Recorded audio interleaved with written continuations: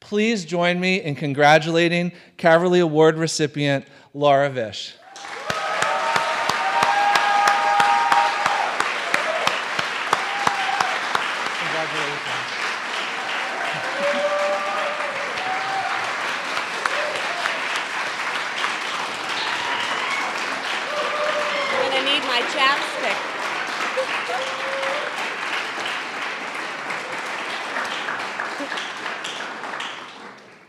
That's amazing. Can you hear me? Is this high enough for me? Yeah? Okay. All right, Becca, I got this. All right? Okay. All right. Pay attention to the signs, choose wisely, seek wisdom, and use what works. Speech and language pathologists like to build relationships between sounds, words, ideas, and people. And because I can't resist, I have a few ideas for you to ponder. For a moment, I'd like you to hold these ideas in your head and think about what their relationship might be. Mama, mama, go look it up, grammar checker, failure, encyclopedias, and neurology. Congratulations to the BEF grant winners today. This funding for satisfying curiosity and enriching professional knowledge has immeasurable value. I've been lucky enough to have been a recipient of a few collaborative grants, one that allowed the entire speech and language department to attend our national conference here in Boston this year. The Empower Writing coursework and training for 15 educators across the district several years ago, and an executive functioning, that's the get ready, do done part, study group grant with a variety of educators at the Runkle School. These opportunities for growth and lifelong learning are tremendous and fuel each of us, so thank you to the BEF. Before I start with my story, I would like to humbly acknowledge the importance of this award and the recognition that the Caverly has provided me as a related service provider and a special educator. The dedication to the public schools of Brookline and its students runs through the very souls of your speech and language pathologists, occupational therapists, adaptive physical education specialists, psychologists, physical therapists, board-certified behavior analysts, social workers, educational team facilitators, assistive technology and AAC specialists, there's a lot of us, teachers of the deaf and hard of hearing, teachers of the visually impaired, and special educators. We are warriors, standing right beside the district's talented classroom educators who support the children across the district each day. So on behalf of this group of collaborators and educators, I'd like to thank the BEF and with the utmost respect and humility accept the Ernest R. Caverly Award. I'd also like to thank and acknowledge Superintendent Bott and the Town Hall administrators, the Brookline Educators Union, Principal Jean Michel, Vice Principal Donna Finnegan, the families, Lauren Tavares, Erica Landry, and Colleen Dillon of the Runkle Speech Suite, the Speech and Language Pathology Department, and the entire staff of the Runkle School, and most importantly, the students. At this point, I'd like to acknowledge some of the important people in my professional and personal life. Ron, my true love and biggest cheerleader for the past 30 years. That's a long time. Willa, my Minnie, and one of the fiercest and strongest young women I have ever met. You're just like my mother. Ellis, my meant-to-be boy who eats life and whose grit, resilience, and generous soul amazes me each day. Willa and Ellis, it has been a thrill being your mother, and at times your teacher at the Runkle School. You're so lucky. It's true. Much of my career has been around impressing the three of you and making you proud. I'd like to acknowledge my older siblings, Diana, Tom, Anne, and Ellen, who I adore and respect, and who made driving across country in a station wagon every summer tolerable. To my lovely aunties and uncles, to my parents, Grace and Jerry, who I know are looking down on me and whose words echo through my mind and guide me each day. To Sandy Conthau, Sandra Kleiman, and Bonnie Singer, my Emerson College mentors. To James Farnham, whose kindness, patience, and amazing mentorship all those years ago at the Pierce School serves as my model. To my mentors, whose limitless support guided me through my early years in Brookline, Kathy Mangione, Adriana Rodriguez, Susan Harmon, Deanne Dixon, Brenda Stern, Shelley Stevens, Ellen Michelman, and Molly Spiros. To Super OT, Erin McQuaid, my dearest walk and talk friend, who pushes me to think outside the box and to realize my strengths. And to the members of the Speech and Language Pathology Department at Brookline, past and present, whose skills are spectacular and whose dedicated work with students is life-changing. Thank you to the masterful educators at Runkle, witnessing daily brilliance across the grades and disciplines while working with individuals like Lauren Tavares, Erica Landry, Alyssa Rubenstein, Emily Almeida, Angela Galanopoulos, Anna MacGyver, John Strecker, Jen Publico, Stephanie Ethier, Sarah Hasse, Jay Sugarman, Chad Pelton, Shira Schwartzberg, Chloe Hansen, Bridget Francesconi, and Becca Miller. Feeds my tell me, show me learning style. Okay, I need a drink of water. Lastly, to the wonderful Caverly nomination letter writers, from students to special and regular educators, to parents and to administrators. You have made me feel so, so loved and valued. I value our students' trust and eagerness, mentorship, collaboration, time to learn, grow, and change your mind. Relationships, the wisdom of others, fairness, lifelong learning, and language and the power it holds. I value the advice people have given me along the way. My mother, choose your career and life partner wisely.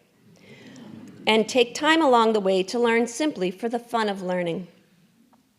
James Varnum, this isn't brain surgery. Have some fun. Deanne Dixon, when children are resistant to anything and everything, start with what they love. And remember at the beginning of my speech when I asked you to think about how a few things related? Go look it up. Grammar checker, failure, encyclopedias, and neurology might be related. Does anyone have any thoughts? This is the participation part. That's why I'm an SLP. Good job, Erin McQuaid, see? All right.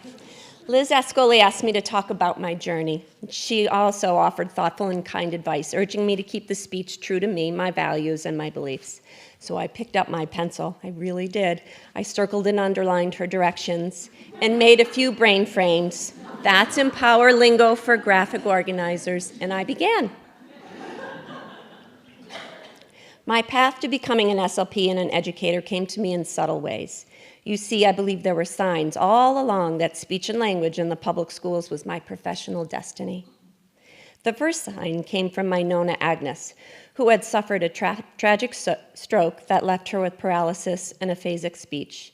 She was able to utter only one syllable, ma, in a multitude of tones and volumes. She would tuck my hair behind my ears, point to the drawer where the barrettes lived, and then circle my face with her fingers, insistently urging with ma, ma, ma, ma, ma, ma, ma, ma.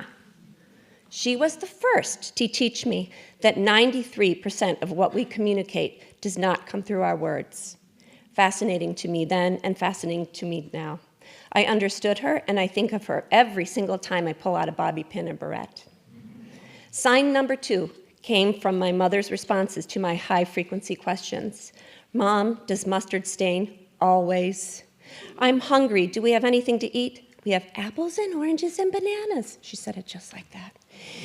If you were president, what would you do? I would make you my vice president. And the most frequent, what does blah, blah, blah mean? Go look it up in the dictionary. This is where the love of words began, when I would forget which word I was looking up because I got lost in the beauty of all those other words. Always look it up, because you never know what could happen. You could start looking up contrast and end up getting lost in the pages of Merriam-Webster, learning all about words such as contrite and contrition. The next sign came to me when I was in my 7th grade English class with Mrs. Armstrong. One day during our writing unit, she decided to give me the job of grammar checker. Not that I was popular with the knee socks, saucer-sized glasses, and braces, but this was social suicide. And then she added, because you should be a teacher someday. No, that was not in my plans. After all, I was going to grow up and live just like Mary Tyler Moore, working in a TV newsroom, or even better, like Marlo Thomas in That Girl. The next sign came several years later in the middle of an accounting final exam at the University of Michigan.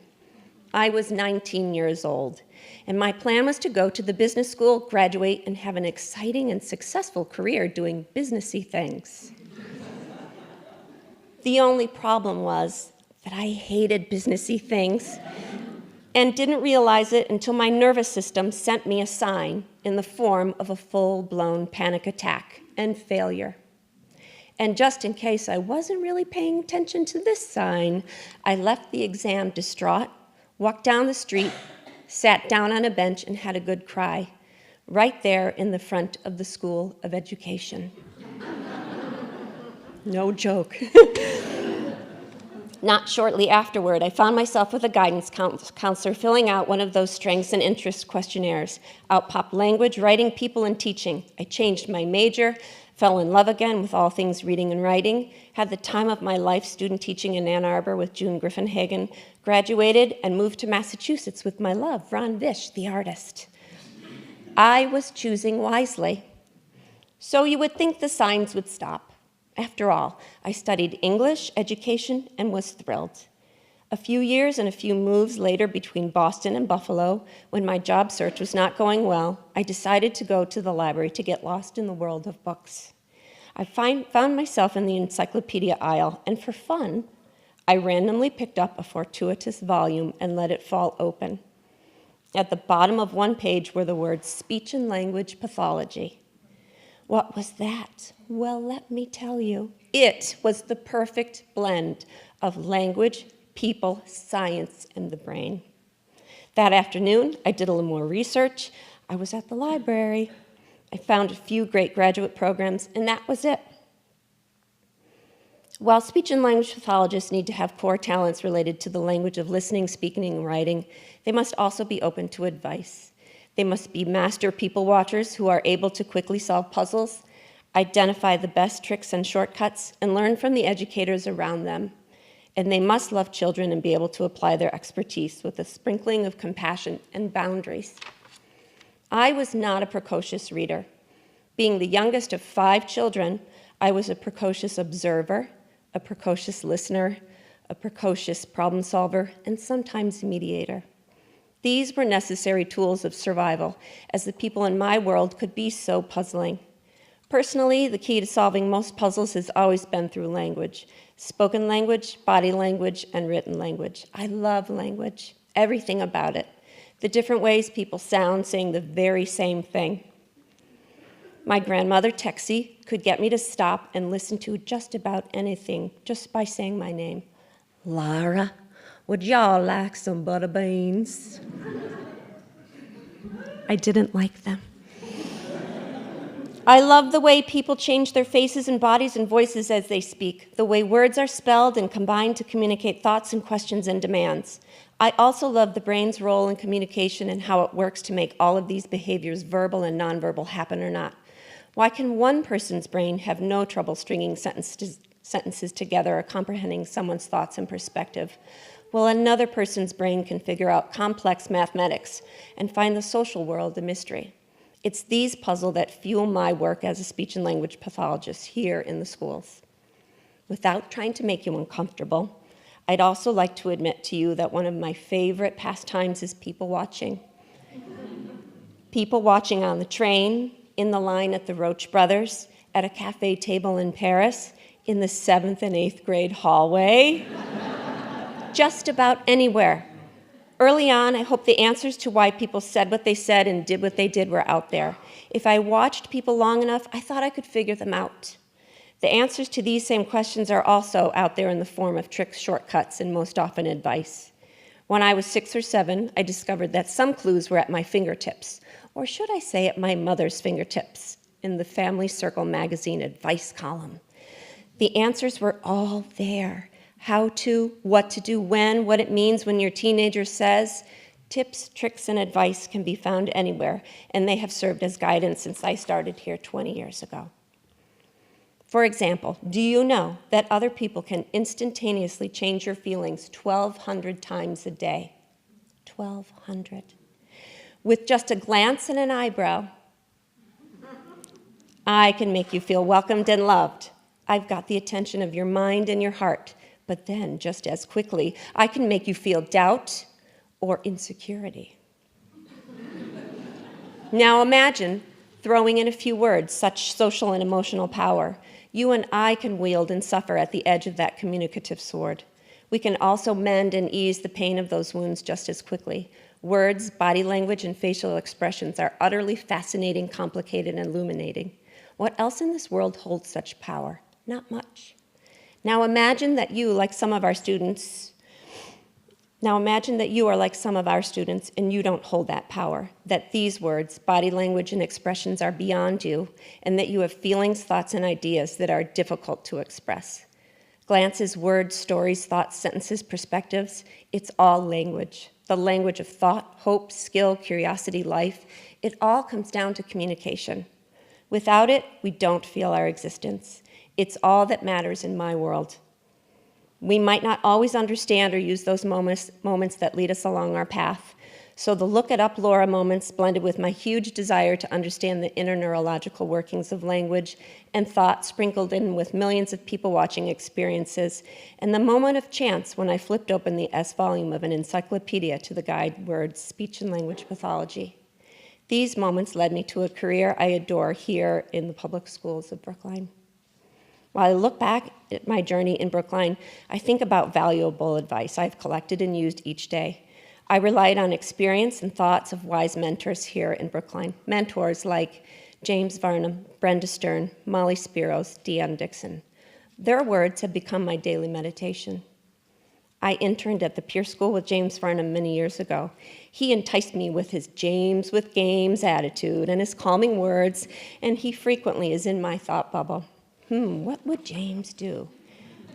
James would say, try it out. This isn't brain surgery. You won't hurt them. The kids will let you know if it's working.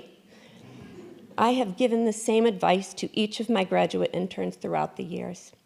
When I first started working at Runkle, I needed to work with a middle schooler who wanted nothing to do with improving his higher level language skills. He was so angry about this, and he let me know it every minute of that 1 times 30-minute session each week. Can you picture him? The sullen body language and facial expressions of a middle schooler telling me it was not working for him. I couldn't blame him, really, so I decided to go to one of his classroom teachers for advice. That teacher was the amazing Deanne Dixon. And do you know the first thing she did when I explained my experience with the master of scowls and eye rolls? She smiled, and she gave me the warmest, confidence-building hug and said, start with what the kids love. He loves SNL. So I did exactly what she said. For the first 5 minutes of each session, we would play a guessing game with figurative language and punchlines and famous SNL characters. You can imagine. He would then have to explain the message behind each line and what made it so funny. The next 25 minutes of each session went smoothly because we started with what he loved. Another wise person's words at the beginning of my career as a speech and language pathologist were, go to the doors that are open. Be a gracious guest in those classrooms. Work hard, and more doors will open. Bring what you love into the classroom, like cooking and gardening and chatting. It's always, always about the children. Give people the benefit of the doubt. Ask for help. People watch, pay attention, and take note of what others are doing well in their classrooms, and do that. Try to remember that you don't know most of what people are going through in their lives outside of school. Make it fun. Trust what you know and be open to what you don't. Let go of what you can't control. Listen more than you speak. Lastly, always have chocolate. I'm almost done. I feel that the PSB has contributed an infinite amount of good and joy into my life, both personally and professionally. Every day, I'm able to walk by the music room and smile as I listen to little voices singing. For 10 years, I was able to walk into school with Willa and Ellis and feel confident that they were experiencing the Runkle I loved. I have found my very best friends here. And I'm growing into the speech and language pathologist I'd like to be. I've learned that the key to being a good SLP in Brookline is to be kind and to be able to fly by the seat of your pants, with 2 pockets full of evidence-based practice, of course. Brookline and the BEF has afforded and supported my lifelong learning and my let's try this moments with rhyme time, social scavenger hunts, empower, social detectives, community outings with gardening and cooking, team teaching, zones of regulation, and get ready, do done. I consider it a privilege to work with the wonderful students at the Runkle School, a privilege to work with the insanely creative and dedicated educators from the paraprofessionals to the classroom teachers to the administrators, a privilege to collaborate with the families, a privilege to be supported by the administrative staff in Town Hall and at Runkle School, a privilege to advocate side by side with the BEU, and a privilege to learn and grow and problem solve with the brilliant Pupil Support Services team. I have learned so much from all of you and because of you. In the end, I'm not saying that people should rely on encyclopedias and dictionaries for career counseling advice, but I am so glad I did.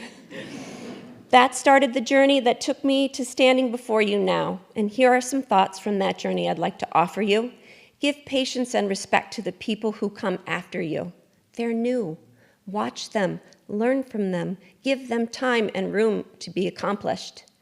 Give them room to learn, people watch, grow, trip up, and figure it out. So I think I'll end with the most valuable advice I've been given during my career as a speech and language pathologist at the John D. Runkle School.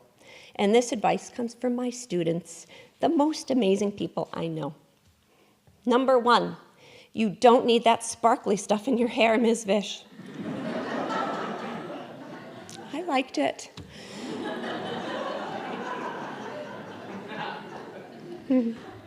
Number 2, always end with a game. Number 3, talk more about your dog Zuzu. Number 4, Mama, don't call on me unless I raise my hand. Number 5, let us write on the smartboard. Number 6, let's write a fairy tale. And number 7, lollipops help, you should stock up. Thank you.